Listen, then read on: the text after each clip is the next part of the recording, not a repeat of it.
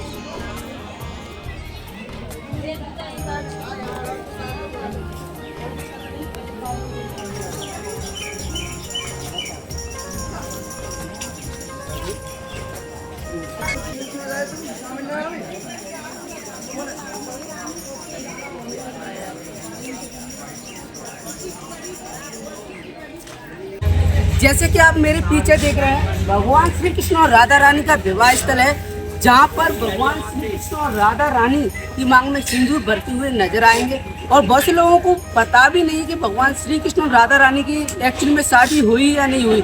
उनको ये पता था कि वह प्रेम विवाह थे, और बाद में उनका जो मिलन था वो विरह हो गया था। लेकिन बात हकीकत यह है कि उनकी शादी एक्चुअली में हुई थी। उसके बाद में उनकी शादी आर्यन से हुई थी। तो अभी हम चलते हैं भगवान श्री कृष्ण और राधा रानी के दर्शन करते हैं। आप ठीक है।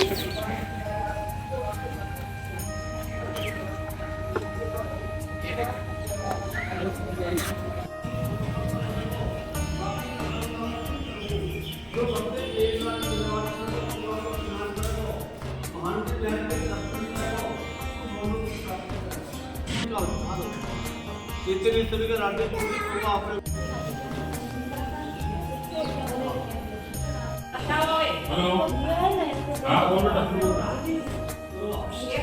भाई पहले ना ना ना मैं तो पढ़ना है। ये जो जस्ट सामने आप देख रहे हैं, भगवान श्री कृष्ण और राधा रानी और स्वयं ब्रह्मा जी जिन्होंने क्या पुरोहित के रूप में आके भगवान श्री कृष्ण और राधा रानी का प्रेम मिलन करवाया था। यही वो तीर्थ स्थल है जिसको भांडी वट के नाम से जाना जाता है। और यहाँ पर आप बाहर देखेंगे एक हवन कुंड है जहाँ पर राधा रानी और भगवान श्री कृष्ण का साथ फेरे लिए हुए थे।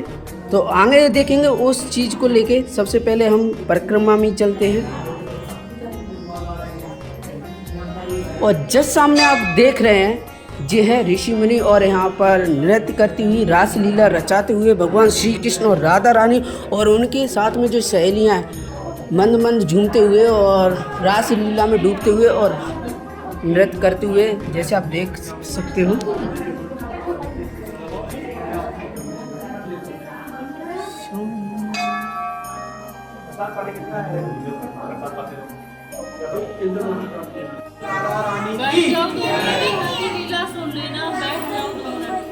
किसके का नाम है भांडीर वन और यहाँ की सबसे पहली लीला है जब भगवान ने अवतार लिया और गाय चराने के लिए आए तो सबसे पहले दिन यही आई। जब भगवान गाय चराने के लिए आते थे तो कंस उनको मारने के लिए नए नए राक्षस भेजता था। कंस ने एक राक्षस भेजा था बकासुर, जो कंस का चचेरा भाई था। वो आया गाय के बछड़े के रूप में और जाके भगवान की गायों में मिल गया। भगवान ने देखा ये तो कोई राक्षस है तो भगवान ने उसका वध कर दिया। तो ग्वालवाल कहने लगे, कन्हैया तूने गाय के बछड़े की हत्या कर दी, तू वो हत्यारा हो गया, तुझे सभी तीर्थों का स्नान करना होगा। तो ठाकुर जी ने सभी तीर्थों को यहीं पे बुलाया। बाहर एक कुआं है सामने, उसे अपनी बंसी से प्रकट किया, उसमें विराजमान हुए। तो सभी तीर्थों ने अपना रूप धर के भगवान को स्नान कराया। जब भगवान की शुद्धि हुई तो ये कुआं आदि कालों से है, सतयुग में भी था। जब मत्स्य भगवान का अवतार हुआ था तो सत्यव्रत राजा मत्स्य भगवान को लेकर यहीं पे आए थे और सभा पे ऋषि कुएं में रखा गया था। तो बराह पुराण में एक श्लोक मिलता है कि मत्स्य कूपम नमस्तभ्यम भांडीर वनम स्थिताम। ये मत्स्य कूप आप भांडीर वन में स्थित हो, हम आपके लिए बारंबार प्रणाम करते हैं। तो इस कुएं में सभी तीर्थों का जल है। जब कभी भी संवत या अमावस्या होती है तो इस कुएं का जल सफेद हो जाता है। जिन माता पिताओं की संतान नहीं होती हो, गर्भ खंडित हो जाते हो, तो वो यहाँ आकर इस कुएं पे स्नान करें, मंदिर में अपनी मनोकामना बोलें तो उन्हें संतान की प्राप्ति होती है। दूसरी लीला है राधा कृष्ण के विवाह की, जो कि बहुत से भक्तों को नहीं पता है कि राधा कृष्ण की शादी हुई है। पता इसलिए नहीं है क्योंकि ज़्यादातर भक्त भागवत सुनते हैं और भागवत में इसके बारे में कोई जानकारी नहीं आती, क्योंकि भागवत में राधे जी का नाम ही नहीं आता है। हमारे 18 पुराण हैं, उनमें से एक आता है ब्रह्मवैवर्त पुराण। उसमें दिया गया है कि राधा कृष्ण की शादी इसी स्थान पर ब्रह्मा जी ने कराई थी और ब्रह्मा जी ने ही कन्यादान किया था। जो हमारे हिंदू रीति में विधि होती है वो सब पूरी हुई थी, जैसे वेद मंत्रों की, हवन की, फेराओं की। तो लास्ट में एक विधि होती है मांग में सिंदूर भरने की। जब तक सिंदूर नहीं भरा जाता शादी मान्य नहीं होती है। तो आप सभी यहाँ पर ध्यान से दर्शन करना। यहाँ पर ठाकुर जी राधा रानी की मांग में सिंदूर भरते हुए, हाथ देखो ठाकुर जी का राधा रानी के मुकुट के ऊपर है, ऐसे चुटकी बनी हुई है। तो ये पूरे विश्व में एक ही मंदिर है जहाँ भगवान के ऐसे अद्भुत शादी के दर्शन यहाँ होते हैं। नहीं तो जहाँ भी दर्शन करोगे बंसी बजाते हुए करोगे। यहाँ पे ठाकुर जी के हाथ में बंसी नहीं है। बंसी इसलिए नहीं है, जब शादी हो रही थी तो ठाकुर जी ने बंसी को अपने पास रख लिया था पूजा के टाइम पर, तो उस बंसी को राधे जी ने चुरा लिया। तब से हमारे यहाँ पे आज भी एक प्रथा चली आ रही है कि जब लड़का लड़की की शादी होती है तो वहाँ मंडप के नीचे से लड़के की एक चीज चुराई जाती है, जूते चुराए जाते हैं। तो भगवान ने तो जूते पहने नहीं थे, तो जूते चोरी होते। और राधा रानी की कोई बहन नहीं थी, तो ठाकुर जी की सबसे प्रिय थी बंसी, वही रखी थी वहाँ पे। तो राधा रानी ने स्वयं उस बंसी को चुरा लिया। तीसरी लीला है, एक दिन राधे कृष्ण किसी पेड़ के नीचे बैठे हुए थे। तो कन्हैया जी कहने लगे, हे राधे, ये हमारा तुम्हारा निकुंज बने, हमारी तुम्हारी कुंजों की लीला हुई है, इसलिए आज इस वन को प्रसन्न होकर वरदान देता हूँ। जो भक्त यहाँ पर आएगा और इस कुएं पे आचमन करेगा यानी कि जल पिएगा तो उसे 14 अवतार के दर्शनों का फल प्राप्त होगा। कुआं पे स्नान करेगा तो उसके जाने अनजाने के जो भी पाप हैं सब नष्ट हो जाएंगे। मंदिर में बैठकर कोई मनोकामना मांगेगा तो उसकी मनोकामनाओं को पूरी करूंगा। या फिर कोई भक्त यहाँ पर एक रात्रि निवास करेगा, कुआं पे स्नान करेगा, फिर भांडी बिहारी के दर्शन करेगा तो उसे गौलोक की प्राप्ति होगी। यहाँ बैठकर कोई चीज खाएगा तो उसे इंद्रलोक की प्राप्ति होगी। या फिर यहाँ कोई गौदान करेगा तो उसकी 73 पीढ़ियों का उद्धार होगा।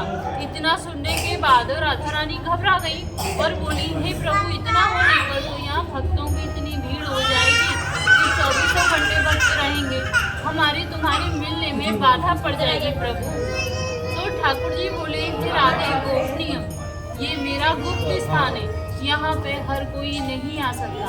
जिसके ऊपर मेरी विशेष कृपा होगी वही भक्त यहाँ पे आ सकता है, अन्यथा मैं हर किसी को यहाँ आने नहीं दूंगा। तो जब जिन भक्तों के ऊपर ठाकुर जी की विशेष कृपा होती है वही भक्त यहाँ तक पहुँच पाते हैं। प्रसाद लेना था आपने?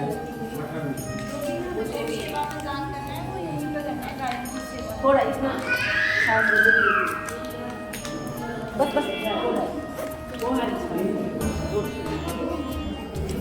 बाजरा की रोटी,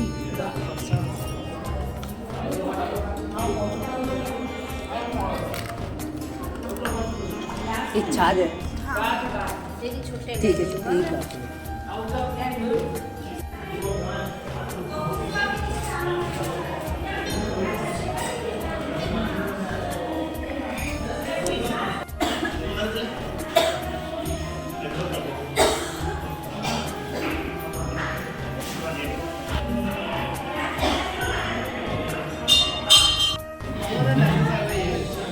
ये देखिए हमारी